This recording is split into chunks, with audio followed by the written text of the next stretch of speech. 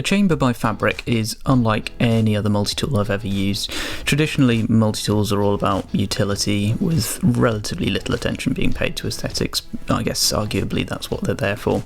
In this case, however, Fabric have put a huge emphasis on form over function. The tool gets its name on the basis that the interchangeable bits are stored in the handle in a removable cartridge, which is a little bit like the sort of chamber that you get on a revolver. It works like a traditional ratchet, except that you need to flip the bit around in order to change the direction in which you're screwing or unscrewing a bolt. There's a little indicator on either side of the tool displaying whether you're loosening or tightening the bolt or screw. Unlike some normal bike multi-tools, this makes quick work of even larger adjustments because you're not having to rotate the whole tool around in a tight space. It's certainly a novel idea, and in my usage I've actually found it to be more useful than I imagined. You can get extremely good purchase on the handle, meaning that even removing things like pedals, which are normally very tight, is entirely possible. In total, the chamber has 13 bits, and these range from the sizes 2 to 8, the largest of which is stored in the middle of the tool. There are 2 Phillips heads and 3 flat heads, I'll get onto those later, and then finally a T10 and a T25 Torx bit. The bits are multi-sided and are pushed through the top of the ratchet. They're quite long and they're sort of notched at intervals, allowing you to extend the driver for bolts in tight spots. Attaching the bits to the ratchet does take some practice. It's a really snug mechanism and it takes quite a lot more force than I had expected to get the bits in place. Obviously, the result of this is that once they're in, they're held in place really firmly, which I can't complain about. On the topic of complaints, I have got a couple. First and foremost, I don't see the point in having 3 separate flathead drivers.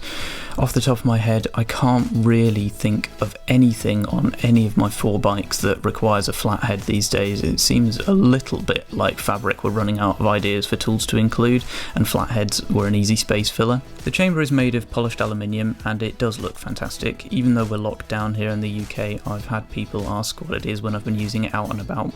I can't say subtlety is the strong suit for the tool. It's not built for a quick trailside or roadside repair. If you race, then this will probably be the reason you lose if you're carrying it around as your only multi-tool.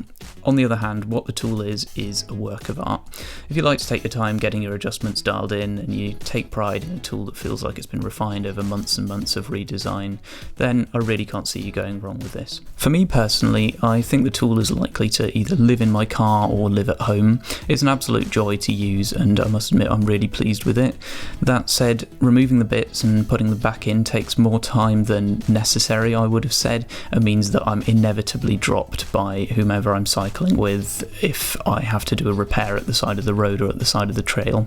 It'll tackle almost any job you throw at it, but the leisurely pace at which you need to work is more suited to a home workshop or a sort of pre-ride adjustment. So there you go, that's my brief review and look at the Fabric chamber. As I say, I really like it. It's got some pitfalls, but so does every multi-tool, and it's always good to have a couple kicking about to suit any repair that you might be tackling. If you want to see some more of me, then Instagram is probably the best place to follow me or get in touch with me if you need to for whatever reason. I'll drop the link on the screen now. It's also in the description if you're lazy and you fancy just clicking through. But yeah, that's everything for the moment, so thank you very much for watching and I'll speak to you soon. Okay, bye.